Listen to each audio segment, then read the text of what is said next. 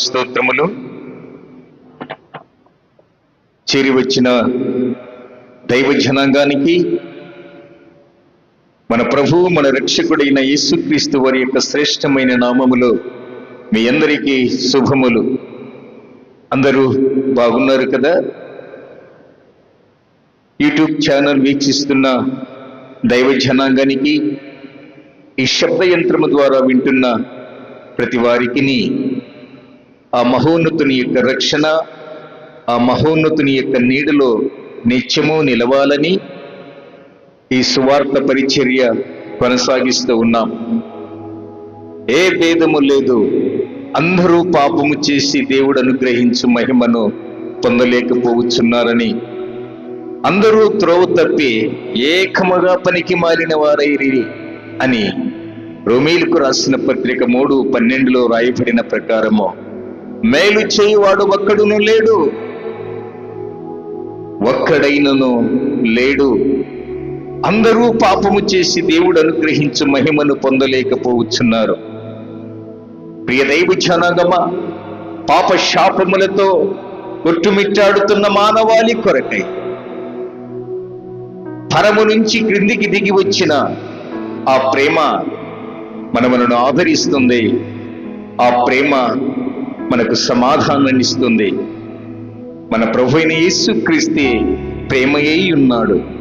ఆయన ఎవరు అంటే సజీవులకు మాత్రమే దేవుడు. చప్పట్లు కొట్టి దేవుణ్ణి మహిమపరుస్తాం. ఆయన సజీవులకు మాత్రమే దేవుడు. రండి, ఈ దినవాక్యము కొరకై మత్తయి సువార్త 22వ అధ్యాయము 32వ వచనములో దేవాది దేవుడు నా ఆత్మలో ఉంచిన ఆ యొక్క ఆత్మీయ ఫలాలను మీకు పంచాలని ఆశపడుతూ ఉన్నాను. క్లుప్తముగా దేవుని యొక్క వాక్యాన్ని విని, బైబిల్ చదివేవారు చదివచ్చేవారు చదవండి, చదువురాని వారందరూ వినాలి, అందరూ కలిసి గ్రహించాలి. మత్తయి సువార్త 22వ అధ్యాయము 32వ వచనం. 32వ వచనం చదవమ్మా. నేను అబ్రహాము దేవుడను, ఇస్సాకు దేవుడను, యాకోబు దేవుడనై ఉన్నానని దేవుడు మీతో చెప్పిన మాట మీరు చదవలేదా? ఆయన సజీవులకే దేవుడు కాని మృతులకు దేవుడు కాడు. చప్పట్లు కొట్టి దేవుణ్ణి మహిమపరుస్తాము. ఆయన సజీవులకు దేవుడు. మన పితరులు, మన రక్త సంబంధికులు, మనకు తెలిసిన వారందరూ ఈ లోకం విడిచి వెళ్ళి ఉన్నారు. ఈ దినము వరకు కూడా మనమును సజీవులుగా ఉంచాడు. సజీవులు సజీవులే కదా నిన్ను స్తుతించెదరు, మన్ను నిన్ను స్తుతించునా. ఈ దినము వరకు కూడా మనమును సజీవులుగా దేవుడించాడు. అయితే ఇక్కడ రాయబడిన లేఖనము గమనించినట్లయితే ఆయన సజీవులకే దేవుడు కాని మృతులకు దేవుడు కాడు అంటున్నాడు. గత వారములో ప్రతి ఇంటికి పిట్టగోడ, అంటే క్రొత్త ఇంటికి పిట్టగోడ కట్టుకోవాలి అన్నాడు. గోడలన్నీ 4 రకముల గోడలు, 4 హద్దులు కలిగి 4 ఎల్లలు కలిగిన గోడలు. ప్రతి క్రైస్తవుడు క్రొత్త ఇల్లు అంటే క్రీస్తు సంఘము, ఆయన రక్తము కార్చి కొనబడిన సంఘము. ఆ సంఘములో చేరిన ప్రతి బిడ్డలు కూడా ప్రియులారా జారి పడిపోకుండా 4 గోడలు కట్టుకోవాలని అద్భుతమైన సందేశాన్ని మనం విని ఉన్నాం. మొదటి గోడ అపొస్తలుల యొక్క బోధ, రెండవది ఆయన సహవాసమునందు, మూడవది రొట్టె విరుచుట యందును, నాలుగవది ఎడతెగక ప్రార్థన చేయుట యందును. ప్రతి క్రైస్తవుడు ఎందుకు ఈ గోడలు కట్టుకుంటున్నాడు అంటే సజీవుల లెక్కలో ఉండాలని, సజీవులుగా మనము నిత్యం ఆయనతో ఉండాలని. అందుకే ఇక్కడ అంటూ ఉన్నాడు, సజీవులకు దేవుడు కాని మృతులకు దేవుడు కాడు. 33 చదవండి. ఆయన అంటే ఎవరు? ఆయన అంటే భర్త అని అర్థం. ఆయన అంటే భర్త అని అర్థం. నాయన అంటే తండ్రి, కన్న తండ్రి. ఈ ఆత్మీయ కోణములో మనము ఈ వాక్యాన్ని ధ్యానించినట్లయితే దైవజనాంగమా, ఆయన సజీవులకు దేవుడే కానీ మృతులకు దేవుడు కాడు. ఆయన అంటే మన భర్త. యెషయా గ్రంథం 54వ అధ్యాయం 5వ వచనం. యెషయా గ్రంథం 54వ అధ్యాయము 5వ వచనం. నిన్ను సృష్టించిన వాడు నీకు భర్తయై ఉన్నాడు. యేసుక్రీస్తు వారి యొక్క సంఘము స్త్రీకి పోల్చి ఉంటే, నిన్ను సృష్టించిన సృష్టికర్త ఆ సంఘమునకు ఏమై ఉన్నాడట? భర్తయై ఉన్నాడు. భర్త అంటే భరించేవాడు. భర్త అంటే భారము మోసేవాడు. కుటుంబంలో యజమానుడు ఉంటాడు, కుటుంబ యజమాని అంటారు, కుటుంబ యజమానురాలు అంటారు. ప్రియ దైవ జనాంగమా, భారము మోసాడు ఆయన. 430 సంవత్సరముల క్రితము, క్రీస్తుకు పూర్వము, ఇశ్రాయేలు ప్రజలను గద్దరెక్కల మీద వారిని మోసాడు. అన్నమాని ఆకలి అంటే ఆకాశములో నుండి మన్నాను కురిపించాడు. దాహమని కేకలు వేసినప్పుడు బండ నుంచి నీరు తెప్పించాడు. వస్త్రములు లేక ఉన్నప్పుడు ప్రియులారా, ఆయన ఇచ్చిన వస్త్రములు పాతకిలలేదు, కాళ్ళకు చెప్పులు, సమస్తము ఆయనే తోడుగా ఉండి నడిపించాడు. వారిని ఎలా మోసాడట? గద్దరెక్కల మీద నుండి మోసినట్లుగా ఆయన ఇశ్రాయేలు ప్రజలను నడిపించాడు. అంటే సంఘమునకు భర్తయ్య ఉన్న దేవుడు, ఆయన బాధ్యతగా సంఘములో ఉన్న ప్రతి వారు జారిపడిపోకుండా ఏం చేశాడట? గద్దరెక్కల మీద నుండి ఆయన మోసుకొని వచ్చాడు. అంటే భర్త అంటే భరించేవాడు, మన పాపములను భరించేవాడు. అనుదినము మన భారమును మోయిచున్నాడు ఆయన. కుటుంబములో ఒక తండ్రి 4 బిడ్డలకు జన్మనిస్తే ఆ భారమంతా ఎవరికండి? తండ్రి భారము భరిస్తూ ఉంటాడు. పాశ్చాత్య దేశాల్లో, అమెరికా దేశములో 17 సంవత్సరములు వస్తే వాడు కష్టపడడం నేర్చుకుంటాడు. ఈరోజు 25-30 సంవత్సరములు వచ్చినా కానీ తల్లిదండ్రుల మీదనే ఆధారపడి బ్రతుకుతారు. బాధ్యత లేనివారు, బరువు అంటే తెలియని వారు. అమెరికా అందుకే ఆర్థికంగా అంత బలంగా ఉంది. కారణం ఏమిటి? ప్రియులారా, ఒక తండ్రికి 4 బిడ్డలు జన్మిస్తే ఆ తండ్రిని ఎలాగో సంతోష పెట్టాలి, ఆ కుటుంబము ఆర్థికంగా ఎలా ఎదగాలని కుటుంబ సమేతముగా ప్రియులారా ఆలోచన చేసి కుటుంబము కోసం ప్రయాసపడ. ఒక సంఘములో ఒక సంఘ కాపరి ఒక్కరిదే కాదు ప్రయాస, సంఘములో ఉన్న ప్రతి విశ్వాసులది ప్రయాస.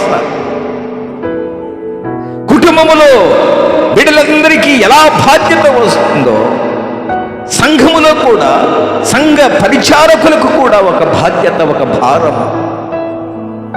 ప్రియులారా, యేసుక్రీస్తు వారి ఆయన భుజముల మీద రాజ్యభారం ఉండెను అన్నాడు బైబిల్లో. శిశువుగా పుట్టినప్పటి నుంచి కూడా అనేకుల పాపములను భరిస్తూ ఉన్నాడు ఆయన. యోహాను భక్తుడు అంటాడు కదా, అదుగో లోక పాపములను మోసుకొని పోవచ్చున్న దేవుని గొర్రెపిల్ల. మన పాపములను మోసుచున్న దేవుని గొర్రెపిల్ల. ఒక కుటుంబ యజమానికి భర్త ఉన్నట్లుగా, ఒక కుటుంబానికి యజమానుడు ఉన్నట్లుగా సంఘమునకు కూడా ఒక భర్త. ఆదిమ కాలములో ఏదెను తోట దేవునికి సంఘానికి గుర్తుగా ఉంది. అది ఛాయ. ఛాయ అంటే నీడ. పాత నిబంధన అంతా ఒక ఛాయగా ఉంది. నీడ నిజ స్వరూపము క్రీస్తులో ఉన్నది. అప్పుడు గొర్రెల యొక్కయు మేకల యొక్కయు ఎడ్ల యొక్క రక్తము ద్వారా పాప విమోచన జరుగుతున్నదని గ్రహించి ప్రతి వారు కూడా నీడలో బ్రతుకుతున్నారు, ఛాయలో బ్రతుకుతూ ఉన్నారు. కానీ క్రీస్తు ప్రభుల వారు ఎప్పుడైతే ఈ భూమండలం మీద అడుగు పెట్టాడో, ఆయన ప్రశస్త రక్తము చేత పాపమును పరిహరించి పరిశుద్ధులుగా చేర్చి ఆయన సజీవుల లెక్కలో ఉంచాలని ఆశపడి ఈ లోకములో 33.5 సంవత్సరములు తండ్రి పనుల మీద భారము కలిగి బ్రతికాడు. ఆయన భర్త అంటే బాధ్యత కలిగిన వాడు. భర్త అంటే భరించేవాడు.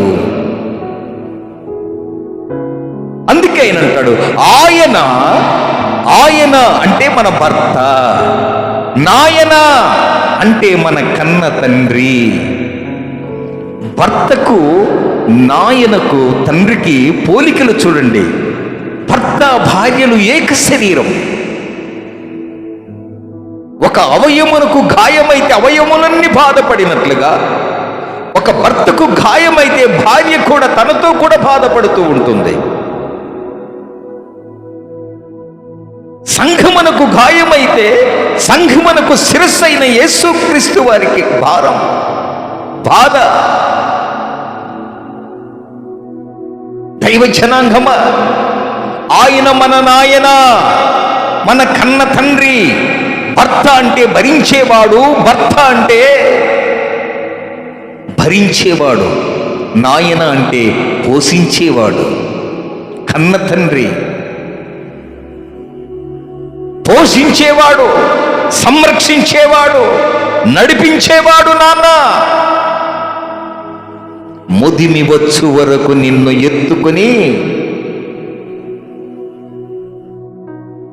తల్లిలా లాలించును. ఒకని తల్లి వారిని ఆదరించినట్లుగా నిన్ను ఆదరించాలని, చచ్చిన స్థితిలో ఉన్న నీ జీవితాన్ని బాగుపరచాలని, నిన్ను సజీవుల లెక్కలో ఉంచాలని యేసయ్య ఆశయం. నిన్ను కట్టుకున్న భర్త, నీకు కలుగ చేసిన భాగస్వామి నిన్ను చెయ్యి విడుస్తుందేమో, కానీ తల్లి మరచినా తండ్రి విడిచినా నేను యెహోవా చేరదీయునన్న లేఖనము. నిన్ను చేరదీసేవాడు ముదిమి వచ్చు వరకు కూడా నిన్ను ఎత్తుకునేవాడు ఆయనే మన నాయన. ఆయన మన భర్త, నాయన మన కన్న తండ్రి. కన్న తండ్రికి ఉన్న లక్షణాలు ఏంటి? పోషించేవాడు, సంరక్షించేవాడు, నడిపించేవాడు, చెయ్యి పట్టుకుని నడిపించేవాడు. భర్తకున్న లక్షణాలు ఏంటి? భరించేవాడు, కుటుంబ బాధ్యత, పిల్లల యొక్క బాధ్యత, ఇవన్నీ భరిస్తూనే ఉండాడు. మన ప్రభుల వారు కూడా ప్రియులారా అనేకుల యొక్క పాపాన్ని భరించాడు. ఆయన శిలువ మరణంలో భరించాడు.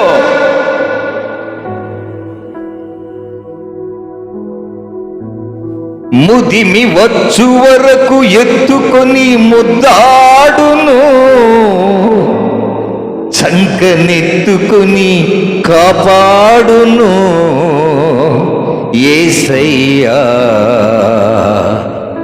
తల్లిలా లాలించును, తండ్రిలా ప్రేమించును, తల్లిలా లాలించును, తండ్రిలా ప్రేమించును. మహోన్నతుడైన యేసుక్రీస్తు వారి యొక్క దివ్య సన్నిధానములో రాజ్యభారమును మోస్తూ ఉన్నాడు. రాజ్యములో ఉన్నది ప్రజలు, రాజ్యములో ఉన్నది ఎవరు? ఆయన చేతులతో నిర్మాణమైన మనుష్యులు, ఆయన పోలికతో చేసుకున్న మానవులు.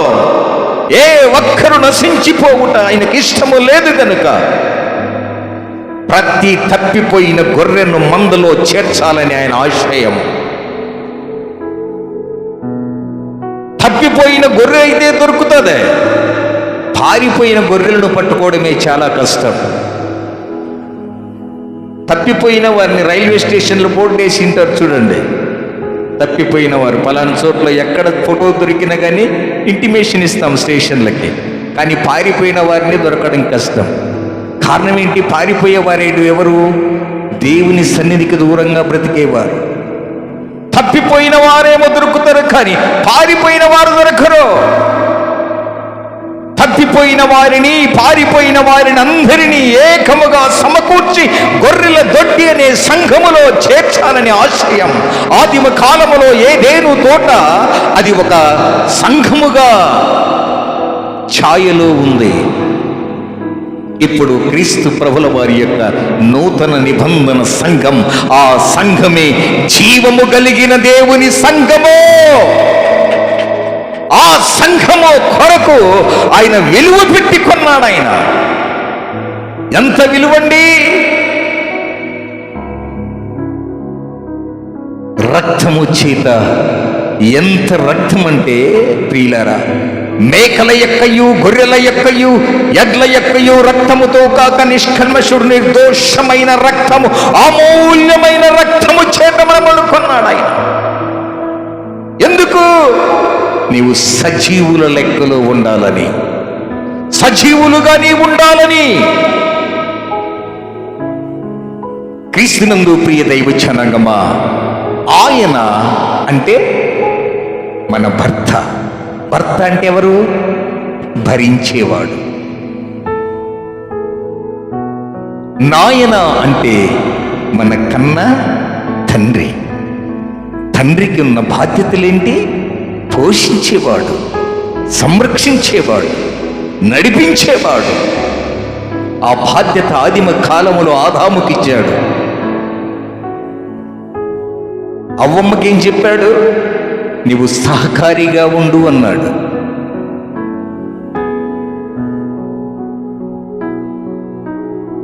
ఇప్పుడేంలే, నువ్వు అట్లున్నాయో నేను మాట్లాడతా అంటారు స్త్రీలు.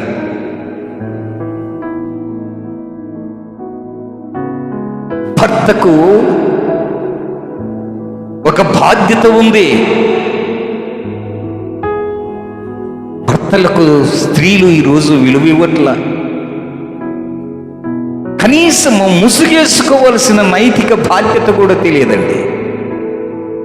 ముసుగు పాశ్చాత్య దేశాలలో మనం గమనించినట్లయితే, క్రీస్తునందు ప్రియ దైవ జనాంగమా, ముసుగు విధేయతకు సాదృశ్యంగా ఉంది. ఒంటె మీద ఉన్న రిబ్కమ్మ తన భర్తను చూసి వెంటనే ఒంటె దిగింది. ఈరోజు కూడా ఆదిమ కాలములో ఆదామును ఒక యజమానుడిగా, తోట యజమానుడిగా ఉన్నాడు. తోటమాలిగా ఆయన పనిచేస్తూ ఉన్నాడు. కానీ తోట యజమానుడు ఎవరు? దేవుడు. ఆదామెవరు? తోటమాలి. తోటమాలికి ఉన్న అవ్వ ఎవరు? తోటమాలికి సహాయం వచ్చేసి. క్రీస్తునందు ప్రియ దైవ జనాంగమా, ఈ ఛాయలన్నీ, ఈ నీడలన్నీ పాత నిబంధనలో కూడా ఉన్నవి. సంఘము సంఘము క్షేమాభివృద్ధి కలగాలంటే ప్రతి వారు కూడా క్రమము కలిగి బ్రతకాలి. భర్త క్రమము కలిగితే భార్య అక్రమము. ఆదాము క్రమముగా జీవించేవాడు. చల్లపూటన దేవుడు ఆయనతో ముచ్చటించేవాడు. భార్య భయము లేకుండా ప్రియులరా చేయరాని కార్యములు చేసి ఏం చేశాడండి? భర్తతో కూడా పాపం చేపించింది. ఒక యజమానుడికి ఎలా మర్యాద ఇవ్వాలో నేర్చుకోవాలి. ఒక కుటుంబ యజమానుడికి నీ భర్తకు ఎలాంటి రెస్పెక్ట్ ఇవ్వాలో నేర్చుకో. ఆయన తోటమాలి అని తూలనాడకో. ఒక సంఘానికి కాపరి, ఆ కాపరిని తూలనాడకో. సంఘములో ఉన్న ప్రతి పరిశుద్ధులు, పరిచారకులు సంఘ కాపరికి ఇవ్వాల్సిన రెస్పెక్ట్, మర్యాద ఇవ్వాలి. ఈరోజు సంఘాలలో ప్రియులారా సంఘము చెప్పినట్లే, ఎదుగో నువ్వు ఇన్ని నిమిషాలు వాక్యం చెప్పు, చిత్తమయ్యా అంటే వారిచ్చిన కానుకలు, వారిచ్చే డబ్బుకు బానిసలైపోయి సంఘ కాపరులు, సంఘ విశ్వాసులకు అమ్ముడుపోయారు. ఈరోజు సంఘము ఎలా చెబితే అలా నడుచుకోవాలి సంఘ కాపరి. ఆ దీన స్థితిలో సంఘాలు నడుస్తున్నాయి. దైవ జనాంగమా, తోటమాలికి సహకారిగా ఉండవలసిన అవ్వ పెత్తనాలు సాగించింది. అందుకే ఏదేను తోటను పోగొట్టుకున్నారు వారు. ఈరోజు సంఘము ఆయన శరీరము, ఆ శరీరములో అవయవములైన మనము బాధ్యత కలిగి బ్రతకాలి. ఆయన సజీవులకు దేవుడే కానీ మృతులకు దేవుడు కాడు. సజీవులు ఎవరు? చచ్చిన వారెవరు? బ్రతికిన వారెవరు? చచ్చిన వారెవరు? సజీవులు ఎవరు? బైబిల్ చెప్తున్న అర్థము చూడండి ప్రియులారా. హెబ్రీలకు రాసిన పత్రిక 12వ అధ్యాయము 1వ వచనము చదవండి. ఇంత గొప్ప సాక్షి సమూహము మేఘము వలె మనలను ఆవరించి ఉన్న మనము కూడా ప్రతి భారమును సులువుగా చిక్కులు పెట్టే పాపమును విడిచిపెట్టి విశ్వాసమునకు కర్తయు దాన్ని కొనసాగించువాడైన యేసు వైపు చూచి మన ఎదుట ఉంచబడిన పందెపు పరుగులో ఓపికతో పరిగెత్తుదాం. ఇంత గొప్ప సాక్షి సమూహము, ఎంత గొప్ప సాక్ష్యమో! ఇంత గొప్ప సాక్షి సమూహము మేఘము వలె విస్తరించి ఉన్నది. ఆ మేఘములు ఎవరు? మన పితరులు. అందుకే రాయబడిన మాటను 22వ అధ్యాయము 32వ వచనము చదవండి.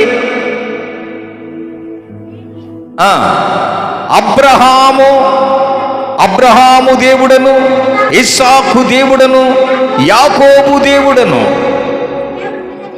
Praise the Lord. అంటే అబ్రహాము చనిపోలేదా? ఇస్సాకు చనిపోలేదా? యాకోబు చనిపోలేదా? చనిపోయారు. అంటే మనకు ఇక్కడ ఒక ప్రశ్న లేవనెత్తచ్చు. చనిపోయారు కదయ్యా, వాళ్ళకెట్లా దేవుడైతాడు? చనిపోయిన వారికి దేవుడు కాడు కదా ఆయన.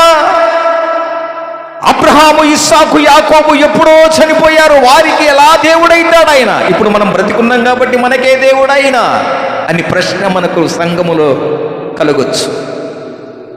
క్రీస్తునందు ప్రియ దైవ జనాంగమా, శారీరకంగా వారు మృతి చెందారేమో కానీ, శారీరానుసారముగా వారు చనిపోయారేమో కానీ సాక్ష్యములో చావలేదు, సత్యములో చావలేదు.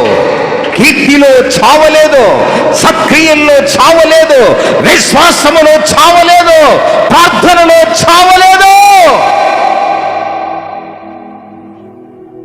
అందుకే వారిని సజీవుల లెక్కలో నా యేసయ్య వారిని దాచిపెట్టాడు. ఇంత గొప్ప సాక్షి సమూహము మనకుంది. వారిని అడిగితే హెబ్రీయులకు రాసిన పత్రిక 11వ అధ్యాయము మనము ధ్యానించినట్లయితే ఆ 11వ అధ్యాయములు అంతయు కూడా విశ్వాసుల వీరుల పట్టిక, విశ్వాస వీరుల జాబితా 11వ అధ్యాయం అంతా రాయబడింది. వారే సాక్షి సమూహం. ప్రియ దైవ జనాంగమా, అబ్రహాము ఎలాగో చనిపోయాడు? మనవలే చనిపోయాడు. క్రీస్తు రక్తములో కడగబడి యేసును అంగీకరించిన తరువాత, దేవుణ్ణి అంగీకరించిన తరువాత, యేసు క్రీస్తును ప్రియులారా చూడాలని ఆశయము కలిగింది వారు కూడా. క్రీస్తు రాకముందు, ఈ భూమండలం మీదకి క్రీస్తు ప్రభువు రాకముందు వారు ఎలా ఉన్నారట? ఒక ఉన్నతమైన స్థానములో వారిని దాచిపెట్టాడు ఆయన. చనిపోయారే కానీ వారెవరట? విశ్వాసములో సజీవులైన వారు, ప్రార్థనలో సజీవులైన వారు, కీర్తిలో సజీవులైన వారు, సత్క్రియలలో సజీవులైన వారికి. ఇప్పుడు కొందరు అంటారు కదా, బరియల్ గ్రౌండ్స్ కొన్ని కులాలకు సపరేట్ ఉంది కదా. బరియల్ గ్రౌండ్స్ అంటే శ్మశాన వాటికలు. హిందూ శ్మశాన వాటికని, క్రైస్తవ శ్మశాన వాటికలని. అలాగే క్రీస్తునందు మృతులైన మృతులకు ఒక ఉన్నతమైన స్థలాన్ని దాచిపెట్టాడు ఆయన. అబ్రహాము, ఇస్సాకు, యాకోబు, క్రీస్తుకు పూర్వము చనిపోయిన వారందరినీ, ప్రవక్తలందరినీ కూడా ఒక స్థలము లో దాచాడు ఆయన. యేసు ప్రభుల వారు మరణించి 3 దినాలు ఏం చేశాడో తెలుసా? 3 దినాలు భూమిలో ఏం చేశాడు యేసయ్య అంటే, ఆయన భూమి లోపలికి వెళ్ళి ప్రియులరా ఆ ఆత్మలకు దేవుని యొక్క వాక్యాన్ని ప్రకటించి, చనిపోయిన ప్రవక్తలకు తన్ను తాను కనపరుచుకొని, నేను సిలువలో మరణిస్తేనే మీకు పరలోకమని చాటి ఆయన గాయములు చూపించుకొని వారిని నమ్మించి, ఆ ప్రవక్తలు కూడా ఈయనే మన ప్రాణ రక్షకుడు, ఈయనే మన పరలోకమునకు మార్గాధికారి అని, మార్గము చూపేవాడు ఈయనే, నిజమైన దేవుడని గ్రహించి ఆ క్రీస్తు ప్రభుల వారి కోసం కనిపెట్టుకుంటూ ఉన్నారు ఆ ప్రవక్తలు. పూర్వము బ్రతికిన అబ్రహాము, ఇస్సాకు, యాకోబులకు నమ్మకం ఉంది, కానీ మనకు విశ్వాసము సడిలిపోతుంది. అందుకంటాడు, ఇంత గొప్ప సాక్షి సమూహము మేఘము వలె విస్తరించి ఉన్నది. వారిని చూసి మనము నేర్చుకోవాలి.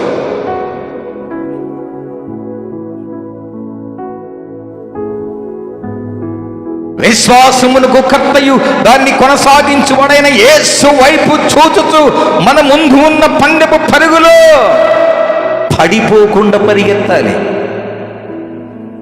పడిపోవటం నైజమే, ఆయాసం వస్తుంది అప్పుడప్పుడు, అలసట వస్తుంది అప్పుడప్పుడు. పడిపోయిన వాడు అక్కడే ఉండకుండా పరిగెత్తడం నేర్చుకోవాలి.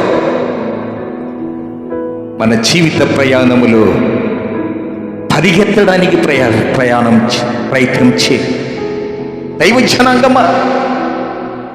ఇంత గొప్ప సాక్షి సమూహము మనకు మేఘము వలె విస్తరించి ఉన్నది. వారిని చూసి మన పరుగు పందెములో ఓపికగా వారిని చూస్తూ నడవాలి. వారిని అడిగితే ఏమంటాడో తెలుసా? హానోకు మరణము చూడకుండా ఆయన దేవుని దగ్గరికి వెళ్ళాడు. 300 సంవత్సరములు దేవునితో నడిచిన వాడు. కుటుంబ బాధ్యతలు ఎన్నో ఉన్నాయి ఆయనకు. అనేక మంది పిల్లలకు జన్మనిచ్చిన తండ్రి అయినా దేవునితో 300 సంవత్సరములు నడిచిన వాడు. మనకు సాదృశ్యంగా ఒక మేఘము వలె కనపడుతున్నాడు ఆయన. హేబేలు అడిగితే ఏం చెప్తాడు తెలుసా? నా అన్న చేతనే చంపబడిన నేను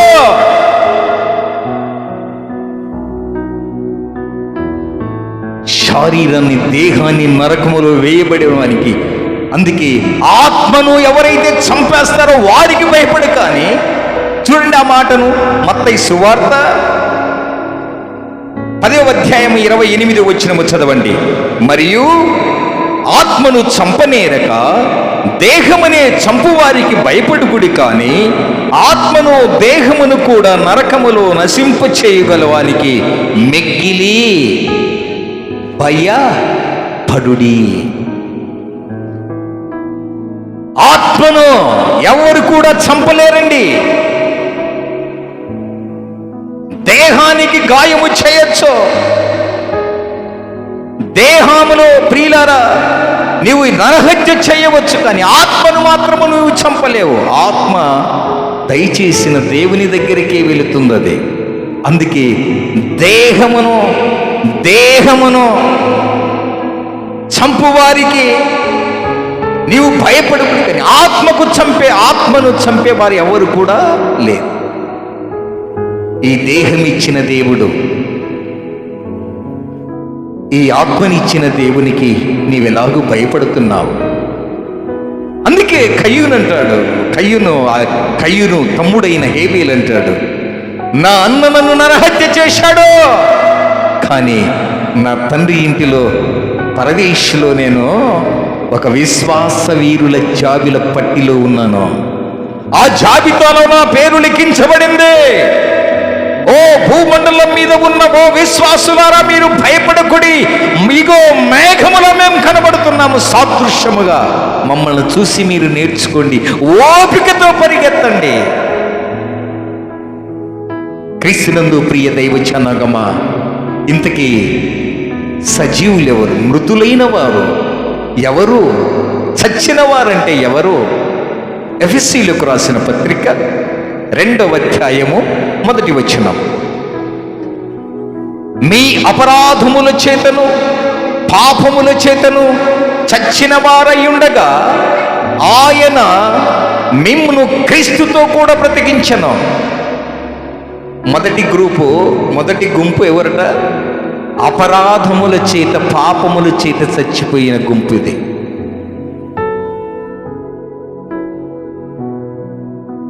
క్రీస్తుతో కూడా మిమ్మల్ని బ్రతికించాలని ఆశపడ్డారు. బాప్తిస్మము లేదు, రక్షణ లేని వారు వీరు ఏ గుంపులో ఉన్నారు అంటే, ప్రియులారా, రక్షణ లేని గుంపు ఇదే. అపొస్తలుల కార్యములు 2వ అధ్యాయము 37వ వచనములో మనం గమనించినట్లయితే, అపొస్తలుడైన పేతురు వాక్యాన్ని బోధించినప్పుడు వారు ఈ మాటను హృదయములో నొచ్చుకొని ఏమనుకున్నారట? మాటను హృదయములో నొచ్చుకొని దేవుని యొక్క వాక్యము గాయము చేసేది. అపొస్తలుడైన పేతురు గారు బోధిస్తూ ఉన్నప్పుడు అక్కడ ఉన్న సమాజమంతా నొచ్చుకున్నారు. ఇప్పుడు మెచ్చుకునే బోధలు కావాలి. అన్న చెప్పాడు, ఆయన స్వరమా?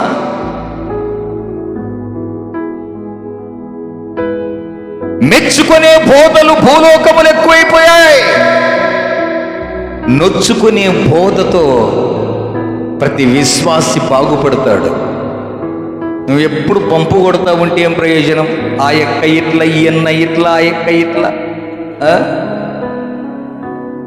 ముఖస్థుతి చేయకూడదు. ఇక్కడ పేతురు గారు బోధిస్తూ ఉన్నప్పుడు వారు ఆ మాటలు విని హృదయములో నొచ్చుకొని, సహోదరులారా మేమేమి చేతుమని అడుగుగా, పేతురును కడమ అపొస్తలుల్లో పేతురు, మీరు మారు మనస్సు అంటే మాయ మనస్సు విడిచాలి. ప్రతి మనుష్యుడు మాయలో బ్రతుకుతున్నాడు. మారు మనసు లేని జీవితం. అందుకే ఇక్కడ అంటున్నాడు పేతురు, మీరు మారు మనసు పొంది పాప క్షమాపణ నిమిత్తము ప్రతివాడు యేసు క్రీస్తు నామమున బాప్తిస్మము పొందుడి, అప్పుడు మీరు పరిశుద్ధాత్మనే వరమును పొందుదురు. చప్పట్లు కొట్టి దేవుణ్ణి మహిమపరుస్తాము. ప్రియులారా, ఒక పాపి రక్షింపబడాలంటే మొట్టమొదటి యొక్క మెట్టు ఏంటి అంటే ప్రియులారా, బాప్తిస్మము అవసరం. నొచ్చుకోవాలి బోధ, మెచ్చుకునే బోధ నీవు జీవితాంతకాలం వింటే ఏం ప్రయోజనం లేవు, వస్తావు పోతావు అంతే. నొచ్చుకోవాలి, అప్పుడు మూర్ఖపు తరము వారి నుంచి నీవు వేరైపోతావు. కొన్ని సంఘాలలో ఎందుకు అన్న అట్లా చెప్తాడు వాక్యము, అంత నా గురించే వాక్యం అంతా. నొప్పి ఎప్పుడు తగిలేదు నీకు? ఆ గాయములో ఉన్న చీము రక్తము తీసివేయాలంటే డాక్టర్ గారు కత్తి వాడతారు కదా. కానీ దేవుని సంఘములో బైబిల్లో ఉన్న లేఖనాలు ఒక కత్తి, దేవుని యొక్క గ్రంథము, రెండంచుల గల వాడి గల ఖడ్గమిది. ఈ ఖడ్గము ప్రియులారా కత్తరిస్తూ ఉంటుంది, నీ పాప జీవితాన్ని కత్తరించేది. హృదయము నొప్పి కలగాలి, నొచ్చుకోవాలి.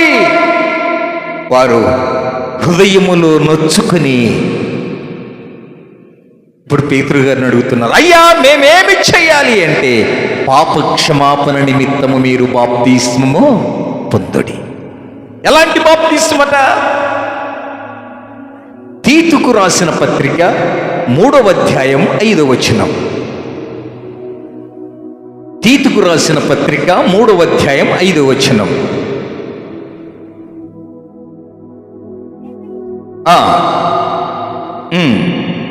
మనము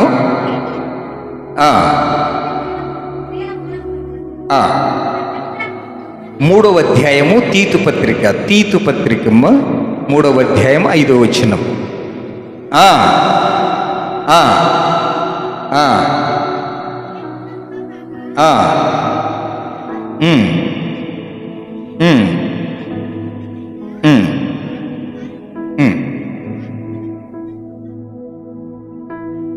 ఏ స్నానము ద్వారా స్నానము చేయాలి? మన పాపములు కడగబడాలి అంటే దేనిలో మనము కడుగుకోవాలి? యోహాను రాసిన మొదటి పత్రిక 1వ అధ్యాయము 7వ వచనం. యోహాను గారు రాసిన మొదటి పత్రిక 1వ అధ్యాయము 7వ వచనం. అయితే ఆయన వెలుగులోనున్న ప్రకారము మనమును వెలుగులో నడిచిన ఎడల మనము అన్యోన్య సహవాసము గలవారమయ్యిందుము. అప్పుడు ఆయన కుమారుడైన యేసు రక్తము ప్రతి పాపము నుండి పవిత్రులుగా చేయను. చపలు కొట్టి దేవుణ్ణి మహిమపరుస్తాము. మా అపరాధముల చేతను పాపముల చేతను మనము చచ్చిన వారై ఉంటే, అంటే బ్రతికించబడాలి అని అంటే పాపముల చేత అపరాధముల చేత కృంగిపోతున్న ప్రతి మానవుడు సజీవుల లెక్కలో ఉండాలి అని అంటే ప్రియులారా, నీవు యేసు ప్రభుల వారి యొక్క రక్తములో కడగబడాలి. ఆ రక్తము అంటే ఏంటి? బాప్తిస్మము. ఇప్పుడు చదువుకున్న మాట అదే, తీతుకు రాసిన పత్రిక 3:5. పునర్జన్మ స్నానము ద్వారా బాప్తిస్మము పొందాలి. మనకు ఒక ప్రశ్న రావచ్చు, యేసు రక్తం ఎక్కడుందన్నా? యేసు రక్తములు ఎట్లా కడగబడాలి? నువ్వు బాప్తిసం పొందుతున్న ఏ నీటిలోనైనా కానీ నీవు నీ పాపాలు పాతిపెట్టి కొత్త బ్రతుకును బ్రతుకుతే, ఇదిగో పాత విగతించను, ఇదిగో క్రొత్త వాయను, క్రీస్తునందున్న వారు నూతన సృష్టి అన్నారు కదా. ప్రియులారా, పునర్జన్మ స్నానము ద్వారా నీవు ఎప్పుడైతే బాప్తిసము పొందుతావో నీవు సజీవుల లెక్కలో ఉంటావు. సజీవుల లెక్కలో ఉంటావు. సజీవుల లెక్కలో నీవు ఉండాలి అంటే ప్రియులారా, నీకు నొచ్చుకోవాలి. మెచ్చుకోకెప్పుడు బోధను, నొచ్చుకోవాలి. ఇది ఒక కత్తి లాంటిది వాక్యం. ఈ వాక్యం ఎవరికైనా వచ్చినా గుచ్చుకుంటే దానిలో ఉన్న చెడుగును తీసేస్తుంది. గాయములు చేయు దెబ్బలు అంతరంగములోనికి చొచ్చి చెడుతనమును తొలగించును అంటాడు. నొచ్చుకునే బోధలు మనం వింటే బాగుపడతాం. మెచ్చుకునే బోధలు ఉంటే ఎన్ని సంవత్సరాలైనా కానీ నువ్వు ఉంటావు, కానీ మార్పు అనేది ఉండదు. క్రీస్తునందు ప్రియ దైవ జనాంగమా, ఇక్కడ మొదటి గుంపు ఏమిటి అంటే పాపములతో అపరాధములతో చచ్చిన వారి యొక్క గుంపు, అంటే రక్షణ లేని గుంపు ఇది. రెండవ గుంపు ఏంటి అంటే ప్రియులారా, నామకార్థ క్రైస్తవులు. ప్రకటన గ్రంథము 3వ అధ్యాయము 1వ వచనం. సార్దీసులో ఇలాగు వ్రాయుము,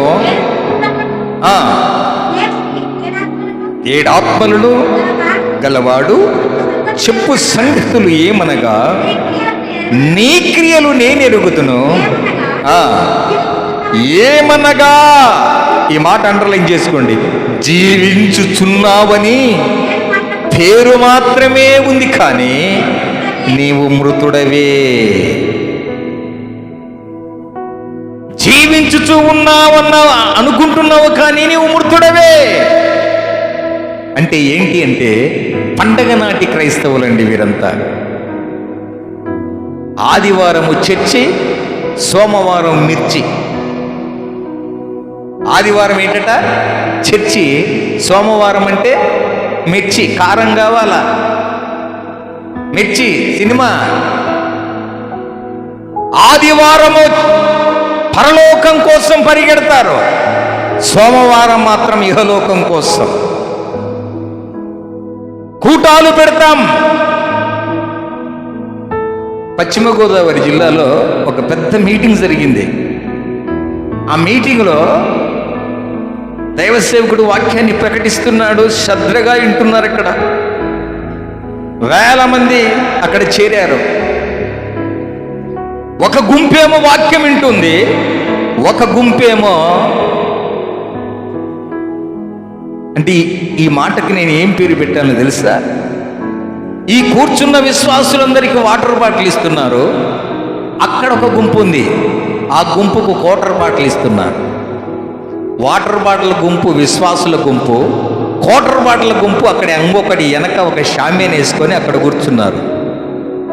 ప్రేమ విందు కోసము 100 కేజీల చికెన్ తెచ్చి దైవ సేవకుని ద్వారా ప్రార్థించి ఆ వచ్చిన విశ్వాసులకు భోజనము పెట్టాలని ఆశపడుతున్నారు అక్కడ సంఘ పెద్దలు. అయ్యా రమారమి, ఇదిగో లెక్కకు మించిన జనాంగం వచ్చారు, మనం వండినది 100 కేజీలు మాత్రమే అని ఆ సంఘ పెద్దలు బాధపడుతుంటే అక్కడ ఒక కూటం పెట్టారు. ఏ కూటం? క్వార్టర్ల కూటం. ఇక్కడేమో నీళ్ళ బాటిల్ పంచుతున్నారు, వాటర్ బాటిల్, అక్కడ క్వార్టర్ బాటిల్. అక్కడ షామ్యాన్ వేసుకొని దేవుని వాక్యం వింటూ వింటూ వింటూ ఏం చేశాడు తెలుసా? బకెట్లతో ముంచుకొని పోయి చికెన్ నంచుకొని తాగేది. ఆ సంఘ పెద్ద బేజారైపోయి, బాబు ఇంకొక అర్ధగంట ఉంటే వాక్యం అయిపోద్ది, ఇక్కడ వచ్చిన వారందరికీ భోజనం పెట్టాలా, ఇలా చేయుట యుక్తము కాదు నాయనా, అలా చేయుట మంచిది కాదు, అక్కడ వాక్యం జరుగుతూ ఉంటే ఇక్కడ మీరు ఇలా చేయడము మంచిది కాదు. అదేం చేశారో తెలుసా? ఆ గుంపు 100 కేజీల చికెన్ 3-4 వచ్చేసి ఆ డేక్ష ఎత్తి నేల మీద కుమ్మరించేశారు. ఒక అర్ధగంట ఉంటే వారికి భోజనం పెట్టాలి. ఆ సంఘ పెద్దలు ఏం చేయాలి? రాత్రి 9 గంటల్లో 100 కేజీల చికెన్ తెచ్చి ఆ 1 గంటలో వండడానికి అది సాధ్యమేనా? వారెవరు అంటే సంఘ పెద్ద కొడుకులే. వారెవరు అంటే సంఘములో ఉన్న వారి కొడుకులే. తల్లులేమో తండ్రులేమో ప్రార్థనలో కూర్చుంటే వారేమో గాని ఆ గుంపు ఎక్కడ? అది కోటర్ గుంపు, ఇది వాటర్ బాటిల్ గుంపు. దైవ జనాంగమా, నామకార్థ క్రైస్తవులు ఇక్కడ ఏమంటున్నాడో తెలుసా? జీవించుచున్న మాట పేరుకే మాత్రము, కానీ నీవు మృతుడవే, సచ్చినోడివే. సచ్చినోళ్ళు ఎన్ని గ్రూపులు ఉన్నాను? 3 గుంపులు. ఒకటి రక్షణ లేని గుంపు, పాపం చేత అపరాధముల చేత చచ్చిన గుంపు. రెండవది జీవించుచున్నాం అంటే ప్రార్థనకి వెళ్తున్నాము, కానీ వారి బ్రతుకులు మారవు. నామకార్థ క్రైస్తవులు. దైవ జనాంగమా, ప్రకటన 3:16 అంటాడు కదా, నువ్వు చల్లగానైనా ఉండు, వెచ్చగానైనా ఉండు, నులివెచ్చనగా ఉంటే నా నోట ఉమ్మి వేస్తానంటున్నాడు. నులివెచ్చని వారు ఎవరో తెలుసా? నులివెచ్చని వారు ఎవరో తెలుసా? గోడ మీద పిల్లి ఎలా కూర్చుంటుందో అలా ఉంటుంది. ఏ పండగ వస్తే ఆ పండగకు దూకేస్తుంది. ఏది చేయాలన్నా ఆ గోడ మీద ఎక్కిటది, నేను వస్తానక్కు అని. పేతురు కూడా అంతే. యేసు ప్రభు ఉన్నన్నాళ్ళు యేసు ప్రభును హత్తుకుని బ్రతికాడు. పేతురు, ఈ బండ మీద నా సంఘమును కట్టుదును అన్నాడు, లోబడ్డాడు. యేసు ప్రభుల వారు ఎప్పుడైతే పరమునకు ఆరోహణమైపోయాడో, ఇప్పుడు పేతురు గారు అంటున్నారు, నేను చేపలు పట్టడానికి వెళుతున్న, నాతో కూడా వస్తారా మీరు ఎవరైనా? ఆయన పోవడంగాక కొంతమందిని కూడా తీసుకెళ్ళాడు చెరువుకు. అంటే ఏంటి? కక్కిన కూడుకు ఆశపడి విడిచిన దాన్ని మరలా దాన్ని వెంటాడడము. అప్పుడు చేపలు పట్టేవారు ఇప్పుడు మనుష్యులను పట్టే జానులుగా చేశాడు దేవుడు. యేసు ప్రభుల వారు ఇప్పుడు మరలా చేపలు పట్టడానికి వెళ్తూ ఉన్నారు. నామకార్థ క్రైస్తవులు వీరు. నామకార్థ క్రైస్తవులు. ప్రియ దైవ జనాంగమా, నా యేసయ్య మిమ్మల్ని సజీవులుగా ఉంచాలనే, పడిపోయిన స్థితిలో, చెడిపోయిన స్థితిలో ఉంటే నీ నామకార్థ స్థితిని నమ్మకస్తులుగా చేయాలని ఆశయమైన కీర్తన గ్రంథము 101వ అధ్యాయము 6వ వచనములు అంటాడు, దేశములో నేను నమ్మకస్తులైన వారిని, వారి కోసం ఏం చేస్తున్నాడట? వెతుకుతూ ఉన్నాడట, కనిపెట్టుతూ ఉన్నాడట. ఎవరి కోసం? నమ్మకస్తులు ఎవరైనా దొరుకుతారేమోనని. ప్రియ దైవ జనాంగమా, బలవంతుడు, బైబుల్ పట్టణంలో బైబుల్ గ్రంథములోనే బలవంతుడిని లెక్కించబడిన సంసోను గారు, ఆయన ఒక బలవంతుడు. ఒక స్త్రీ చేతిలో ఒడిలో పడుకొని ప్రియులరా తన బలాన్ని కోల్పోయాడు. ఎంత బలవంతుడు అంటే పచ్చి గాడిద ఎముకతో 1000 మందిని చంపినవాడు. ఇలాగూ ఒక్కొక్కరిని తీసుకొని ఇలాగూ తొడ మీద పడరెక్కలి విడిచి ఎరగదీసి వారిని సంహరించిన అంత బలాఢ్యుడు ఆయన. దేవునికి ప్రత్యేకంగా నాజీరు చేయబడిన సంసోను బలహీనుడైపోయాడు. ఎందుకు ఈ మాటలు చెప్తున్నానో తెలుసా? మరలా ఆయన బలాన్ని పొందుకోలేదా? పడిపోయిన ఆయన మరలా లేవలేదా? చెడిపోయిన ఆయన మరలా బాగుపడలేదా? ఈ శబ్ద యంత్రము ద్వారా వింటున్నవో దైవ జనాంగమా, నిన్ను కూడా ఈ మధ్యాహ్న కాల సమయంలో దేవుడు పిలుస్తూ ఉన్నాడు. పడిపోయిన చెడిపోయిన సంసోనునే బాగుపరిచి విశ్వాస వీరుల జాబితాలో ఆయనను చేర్చాడు. నిన్ను కూడా ఈరోజు విశ్వాస జాబితాలో చూడాలని ఆశపడుతున్నాడు ఆయన. ఇంకను నామకార్థంగా జీవిస్తావా? నమ్మకస్తుడిగా, నమ్మకస్తురాలిగా జీవిస్తావా క్రీస్తు కోసం?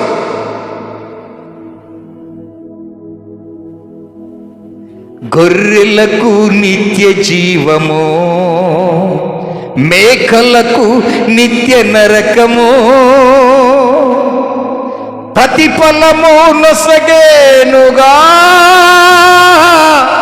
ఏ వైపున నీవు నిలచుందువు అని యేసుడు నిన్నడిగిన ఏమందువు. ఏ గుంపు? చచ్చిన గుంప, సజీవుల గుంప అనేది, మేకల గుంప, గొర్రెల గుంప అనేది, నామకార్థ క్రైస్తవుల గుంప, నమ్మకస్తుల గుంప అనేది. దావీదు పడిపోలేదా? దావీదు చెడిపోలేదా? ప్రియ చెల్లి, ప్రియ అన్నా, ప్రియ తమ్ముడు, పడిపోయినావని, ఇక నేను చెడిపోయినానని, ఇక నన్ను ఎవరు బాగుపరచలేదని నీవు ఏడుస్తున్నావా? నా తండ్రి నిన్ను ఆదరిస్తాడు. ఆయన ఎవరో తెలుసా? మన కన్న తండ్రి. ఒక కన్న తండ్రి బిడ్డలను సమానంగా చూస్తాడు. పుట్టిన కుమారులకు ఐక్యత ఉండదు, కానీ కన్న తల్లిదండ్రులకు మాత్రము ఈ బిడ్డ, నా నలుగురు బిడ్డలు ఒకే సమానంగా చూస్తాడు ఆయన. ప్రపంచములో ఉన్న ప్రతి మానవుణ్ణి, దివ్యాంగులైనా, అందగాడివైనా, సౌందర్యవంతులైనా, విద్యావేత్తమైనా,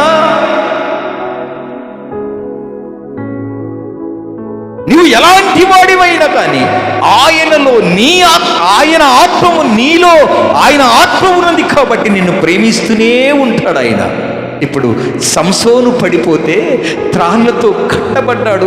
ఫిలిస్తీయుల యొక్క సర్దారుల్లో చేతిలో చిక్కబడి తాళ్లతో కట్టబడిన తర్వాత, అయ్యా, ఈ అన్యుని చేతిలో నేను చనిపోతే నీకు మహిమ రాదయ్యా, నీకు చేసిన పరిచర్య, అయ్యా, నీలో నేను జీవించినంత కాలము నీ సన్నిధిలో నేను ఎంతగానో బ్రతికానయ్యా, బలవంతుడిగా బ్రతికానయ్యా. ఇప్పుడు ఈ అన్యుల చేతిలో చిక్కబడి ఉన్నానయ్యా, కట్టబడి ఉన్నానయ్యా. చెడిపోయిన నన్ను బాగుపరచు, పడిపోయిన నన్ను లేవనెత్తు అని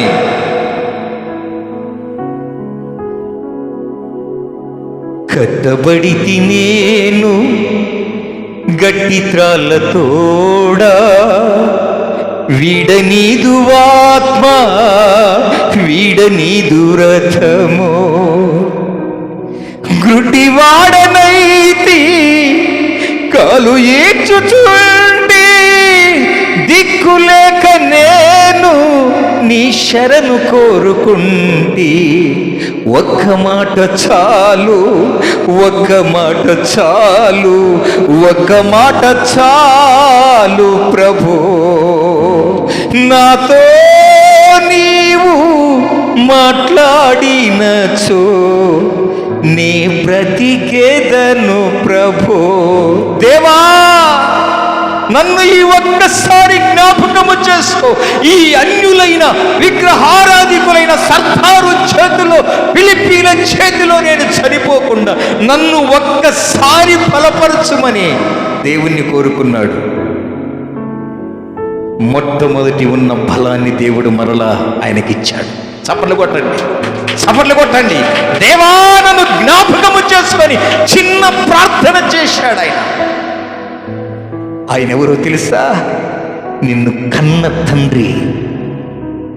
పాపములో, శాపములో, ఊబిలో కురుకుపోతే ఆయన నవ్వేవాడు కాదు, అపహాస్యము చేసేవాడు. నిన్ను కన్న తండ్రి కనుక ఒక్కసారి నువ్వు మోకరిల్లి ప్రార్థిస్తే ఆయన కనికరము చూపుతాడు, ఆయన ప్రేమను చూపుతాడు. నా కుమారుడు బలవంతుడిగా బ్రతికాడు, ఎంతో మందికి సాదృశ్యముగా బ్రతికాడు సంసోను. ఒక స్త్రీ చేతిలో పడేలాగు బలాన్ని కోల్పోయాడు. దేవాది దేవుడు తనకు ఉన్న బలాన్ని మరలా సంసోనికి ఇచ్చినప్పుడు, ప్రియులరా, అన్నిని చేతిలో చనిపోకుండా వీరమరణము పొందాడు సంసోను గారు. చపలు కొట్టి దేవుణ్ణి మహిమపరుస్తాము. అన్యుల చేతిలో చనిపోకుండా, దేవా, నేను చనిపోయినా సరే ఇక్కడ నన్ను కట్టబడిన వారు, ఈ విగ్రహాదికుల చేతిలో నేను చనిపోకూడదని వీరమరణము పొందినవాడు సంసోను. ఆ సంసోను హెబ్రీలకు రాసిన పత్రిక 11వ అధ్యాయము విశ్వాస వీరుల పట్టికలో చేరలేదా? నామకార్థముగా బ్రతికాడు, ఇప్పుడు నమ్మకస్తుడిగా గ్రంథములో చేరాడు. దావీదు పడిపోయాడు, దేవుడు హృదయానుసారుడిగా చేసుకున్నాడు. యొద్ద వేశ్య కుమారుడే న్యాయాధిపతిగా దేవుడు నిలబెట్టాడు. వారందరెవరు తెలుసా? ప్రియులారా, మీకు వీలున్నప్పుడు హెబ్రీలకు రాసిన పత్రిక 11వ అధ్యాయము చదివితే ఆ విశ్వాస వీరుల పట్టిక, ఒక వేశ్య, రాహాబు అనే వేశ్య, ఎందరినో ప్రియులారా పురుష జనాంగాన్ని పతనము చేసిన స్త్రీ, ఆమె పేరే వేశ్య, రాహాబు వేశ్య. బైబిల్లో రాయబడిన మాట ఏంటో తెలుసా? నమ్మకస్తురాలిగా దేవుని రక్తముతో కడగబడిన తర్వాత ఆమె ఎలాగ మారిందో తెలుసా? నీతిమంతురాలైన రాహాబు. చప్పట్లు కొట్టి దేవుణ్ణి మహిమపరుస్తాము. రాహాబు వేశ్యనే రాహాబు పోయి ఇప్పుడేమంటున్నాడు? నీతిమంతురాలైన. అప్పుడేమో నామకార్థ క్రైస్తవుడిగా పాపముతో శాపముతో అపరాధముల చేత సచ్చినదై ఉన్నది. ఇప్పుడు క్రీస్తుతో బ్రతికింపబడడానికి ఆయన రక్తముతో కడగబడిన తర్వాత పవిత్రముగా పవిత్రురాలిగా ఆమె జీవితాన్ని కొనసాగిస్తూ ఆమె గర్భములో ఆ వంశములో నుండే యేసు ప్రభుల వారు ఉద్భవించారు. చప్పట్లు కొట్టి దేవుణ్ణి మహిమపరుస్తాం. విశ్వాస వీరుల జాబితాలో ఉన్నవారు గొప్ప ప్రార్థనాపరులే, కానీ పడిపోయారు, చెడిపోయారు. పడిపోయిన వారిని దేవుడు విడిచిపెట్టలే. పడిపోయిన నీవు ప్రార్థించు, చెడిపోయిన నీవు ప్రార్థించు. దేవా, నేను పడిపోయానయ్యా అని మరలా నీవు లేచి నిలవబడు. నిన్ను నడిపిస్తాడాయన. నేను చేయి పట్టుకొని నడిపించే దేవుడు. క్రీస్తునందు ప్రియ దైవ జనాంగమా, నామకార్థ క్రైస్తవులుగా మనము బ్రతకకూడదు. ఎలాగ బ్రతకాలట? నమ్మకస్తులుగా బ్రతకాలి. 3వ మాట చూసుకుని ముగించుకుందాం. లూకా సువార్త 15వ అధ్యాయం 24వ వచనం.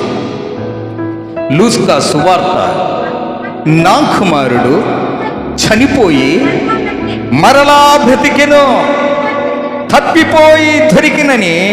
Praise the lord. ఇక్కడ ఏమట? తప్పిపోయిన కుమారుని యొక్క జీవిత దినచర్యది. నా కుమారుడు చనిపోయి బ్రతికాడు అంటే ఇది ఎలా చనిపోయాడు? మొదటి మాట, అపరాధముల చేత పాపము చేత సచ్చినవాడు. రెండవది జీవించుచూ ఉన్నాము, పేరు మాత్రం ఉంది కానీ మృతుడవే. అంటే ఇరవరడి నామకార్థ క్రైస్తవులు. 3వ గుంపు ఇక్కడ ఏమంటున్నాడంటే, నా కుమారుడు చనిపోయి మరలా బ్రతికాడు. చనిపోయి మరలా బ్రతికాడు అంటే ఏంటి? ఈ మాటకున్న అర్థం ఏంటో తెలుసా ప్రియులరా? తండ్రి ఇల్లు ఎప్పుడైతే విడుస్తాడో వాడు చచ్చిపోయినవాడు అని అర్థం. తండ్రి ఇల్లు ఎప్పుడైతే చేరుతాడో వాడు సజీవుల లెక్కలో ఉంటాడు. ఆయన సజీవులకు దేవుడు కానీ మృతులకు దేవుడు కాడు. తప్పిపోయిన కుమారుడు సజీవుల లెక్కలో చేరాడు. ఎక్కడ చేరాడు? ఇప్పుడు తండ్రి ఇంటికి వచ్చాడు. అతను తండ్రి ఇంటికి వచ్చాడు.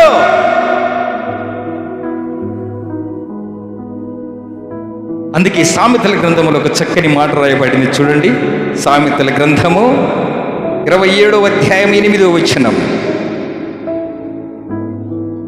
తన ఇల్లు విడిచి తిరుగువాడు గూడు విడిచిన పక్షితో సమానము.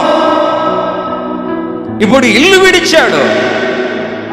పక్షి ఎలాగూ గూడు విడిచి తిరుగుతుందో ఈ తప్పిపోయిన కుమారుడు కూడా తన తండ్రిది ఆస్తిని పంచుకొని వ్యాపారము చేసి, దుర్వ్యాపారమునకు పాడు చేసి, వేశ్యలకు పాడు చేసి ఇప్పుడు చెడిపోయినవాడు ఇప్పుడు ఎక్కడికి చేరాడు? తండ్రి, నీ యొద్ద ఎంతో మంది కూలివానులకు అన్నము సమృద్ధిగా ఉంది, పందులు తినే పొట్టుతో నేను కడుపు నింపుకుంటున్నానని చెప్పి మొరపెట్టాడు. ఎలాంటి ప్రార్థన అండి? చిన్న ప్రార్థన. తండ్రి, నన్ను చేర్చుకున్నాడు. పరిగెత్తుకుంటూ తండ్రి దగ్గరికి వచ్చాడు. తండ్రి ఆ కుమారుని చూస్తే కోప్పడ్డా?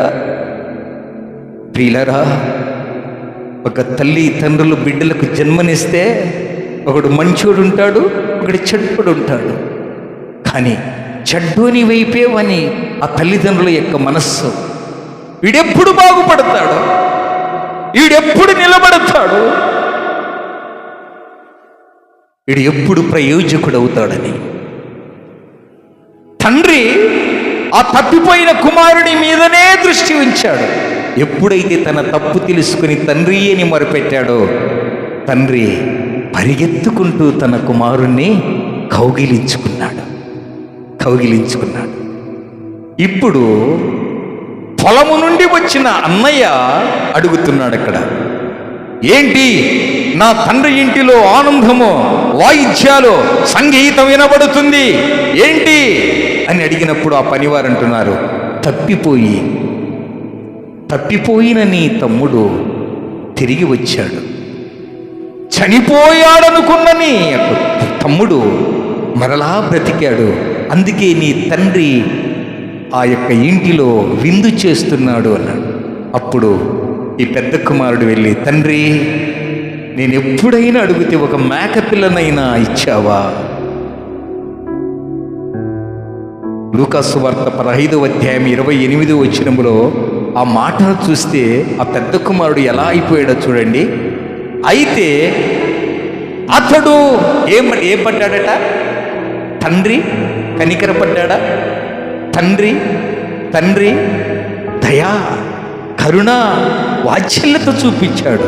కానీ ఇక్కడ తోబుట్టువు తల్లిదండ్రులకున్నదే. అంటే పుడితే అన్నదమ్ములు, పెరిగితే దాయాదులు అంటారు కదా. వాడిని చంపేనా, వాడిని చంపే, వాడు చెడిపోయాడు అంటారు. కానీ కన్న తల్లిదండ్రులకు మాత్రం ఉండదండి. ఆ తండ్రి ఏమంటున్నాడు తెలుసా? వీడు చనిపోయి మరలా బ్రతికాడు. ఇప్పుడు కోపం ఎవరికి వచ్చింది? పెద్ద కుమారుడు. మైకులో చదువు తల్లి, వారు వింటారు కూడా. అయితే అతడు కోపపడి, ఈ మాట చూడండి, లోపలికి వచ్చాడు చిన్న కుమారుడు, బయటికి వెళ్ళాడు పెద్ద కుమారుడు. చచ్చిపోయింది ఎవరు వీరిలో? చచ్చిన గుంపులో ఉన్నది ఎవరి వీరిలో? పెద్ద కుమారుడు. చప్పట్లు కొట్టు!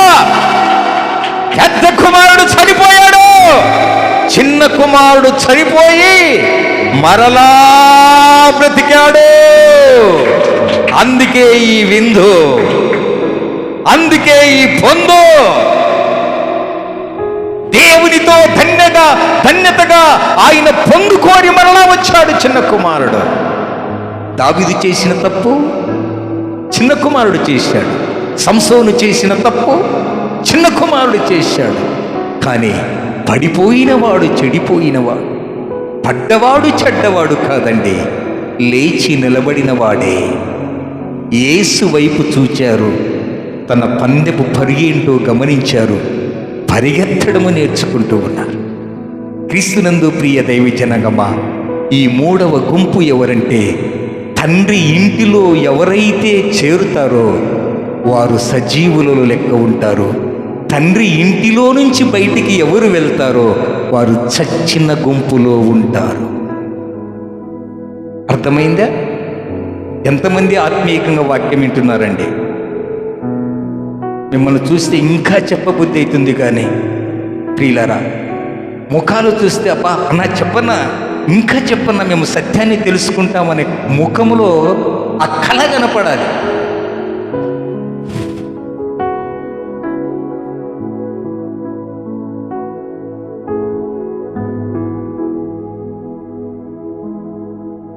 క్రీస్తునందు ప్రియ దైవ జనాంగమా,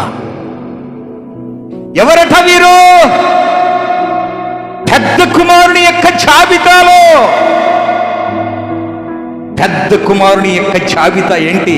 కోపము, అసూయ, క్రోధము, మత్సరము. తన తమ్ముణ్ణి చూసి సహించలేని, ఓర్చలేని గుణం.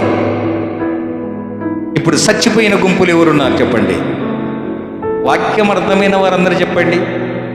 పెద్ద బ్రతికిన వారి గుంపులు ఎవరున్నారు? అందుకే మొదటివారు కడపటివారు, కడపటివారు కొట్టవచ్చపట్లో. Praise the Lord. క్రీస్తునందు ప్రియ దైవ జనాంగమా, 3 గుంపులు చూశావు. ఒకటి అపరాధముల చేత, పాపముల చేత సచ్చిన గుంపు. 2వ గుంపు జీవించుచున్నామని చెప్పుకుంటున్నాము కానీ పేరుకు మాత్రమే వారు మృతుడవే. వీరు ఏ గుంపట? నామకార్థ క్రైస్తవుల గుంపు. విడిచిపెట్టాడా నామకార్థ క్రైస్తవులని? నామకార్థ క్రైస్తవుడిగా దావీదు జీవించాడు, సంసోను జీవించాడు, యెఫ్తా జీవించాడు. వారిని నిలబెట్టలేదా? దావీదును హృదయానుసారుడిగా చేసుకున్నాడు దేవుడు, సంసోనును బలవంతుడిగా చేసుకున్నాడు దేవుడు. యెఫ్తా ఒక వేశ్య కుమారుడు, అల్లరి చిల్లరగా బ్రతికేవాడు. అటువంటి వాడిని న్యాయాధిపతిగా దేవుడు నిలవబెట్టాడు. తప్పిపోయి పందులు తినే పొట్టు దగ్గర సహవాసము చేస్తున్న చిన్న కుమారుని దేవుడు వదిలిపెట్టాడా? తండ్రి ఇంటికి చేరినవాడు ఎవరట? సజీవుల గుంపులో ఉంటాడు. తండ్రి ఇంటి నుంచి, ఆ మాట చదవండి, కోపపడి అతడు అయితే కోపపడి లోపలికి వెళ్ళనొల్లక పోయెను. లోపలికి ఇష్టం. కొందరికి దేవుని మందిరం అంటే అయిష్టం, దేవుని సన్నిధి అంటే అయిష్టం. తండ్రితో ఉన్నానని చెప్పుకుంటున్నావు కానీ నీ ఈకేమైపోయింది? ప్రార్థన అంటే ఇష్టం ఉండని వారు, కూటాలంటే ఇష్టం ఉండదు. ఏ కూటాలు కావాలి వీళ్ళకి? వాటర్ బాటిల్ కూటాలు కావాలి, వాటర్ బాటిల్ కూటాలు కాదు. జీవించుచున్నామన్నా కానీ పేరుకు మాత్రమో నీవు మృతుడవే. క్రీస్తునందు ప్రియ దైవ జనాంగమా, ఈ పెద్ద కుమారుని యొక్క జాబితా చూస్తే మన విశ్వాసులు, మన సంఘాలలో కూడా ఈనాడు ఇతన్ని సాదృశ్యంగా తీసుకోవాలి. ఎలా అంటే, నాకేంటిలే, ఆయన కుమారుడు, ఏదో ముద్దుల కుమారుడని వాడు నా కుటుంబాన్ని పతనము చేశాడు, ఆస్తినంతా తీసుకొని పోయి వేశ్యలకు, దుర్వ్యాపారములకు పాడు చేసిన వానికి ఇప్పుడు విందు చేస్తున్నాడు, నేనెందుకు ఈ కొంపలో అని చెప్పి బయటికి పోయాడు. కొంతమంది పెద్ద కుమారుని యొక్క జాబితాలో ఉంటారు. అంటీ అంటనట్టుగా, సహవాసం అంటీ అంటనట్టుగా, ఏదో పిలిచారు కదా వచ్చానక్క, నేను, నాకు బాధ్యత లేదు. పెద్ద కుమారుడికి పెద్ద కుమారుడే పేరుకు మాత్రం బాధ్యత లేనివాడు. సంఘాలలో బాధ్యత కలిగి జీవించాలి. బాధ్యత లేనివారు పెద్ద కుమారుని జాబితాలో ఉంటారు. బాధ్యత కలిగిన వారు విశ్వాస వీరుల జాబితాలో ఉంటారు. ఫిలిప్పీలకు రాసిన పత్రిక 4వ అధ్యాయము 3వ వచనంలో రాయబడిన మాటలు, సహకారులు అని దేవుడు అపుస్తుడైన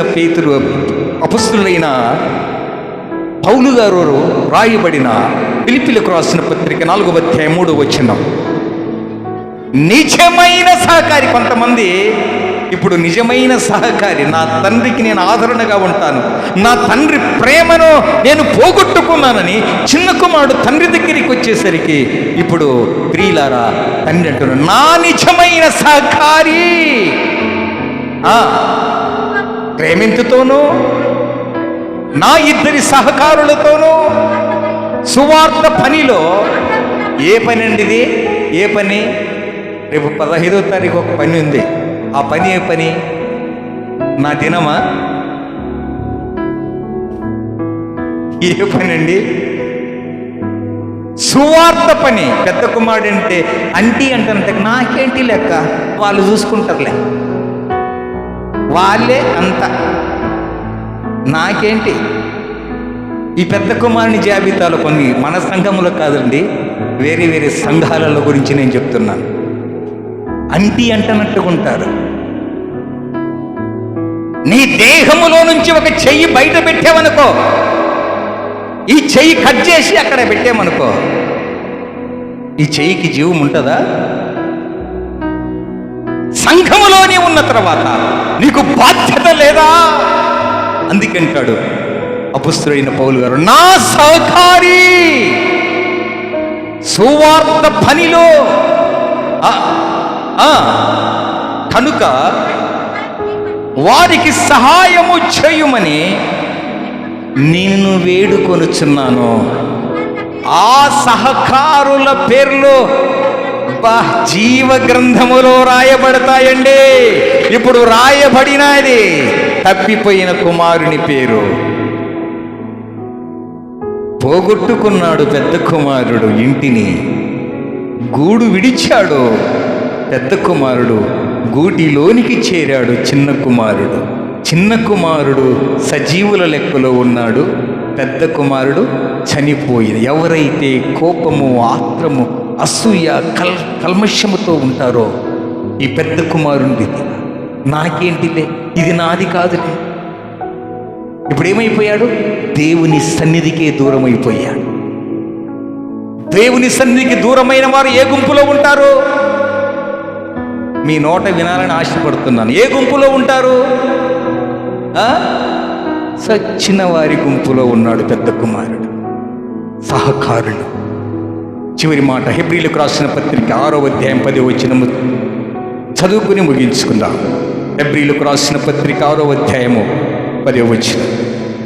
మీరు చేసిన కార్యములో మీరు పరిశుద్ధులకు ఉపచారము చేసి,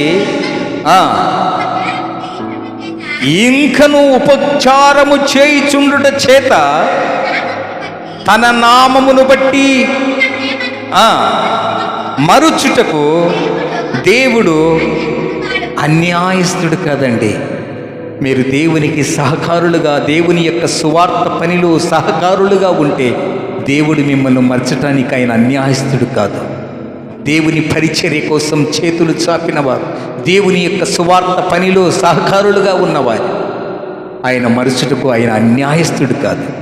ఒక స్త్రీ అత్తరబుడ్డుని తీసుకుని వచ్చి యేసయ్య పాదాలకు పూసి తన తల వెంట్రుకలతో ఆయన పాదాలు తుడిచింది.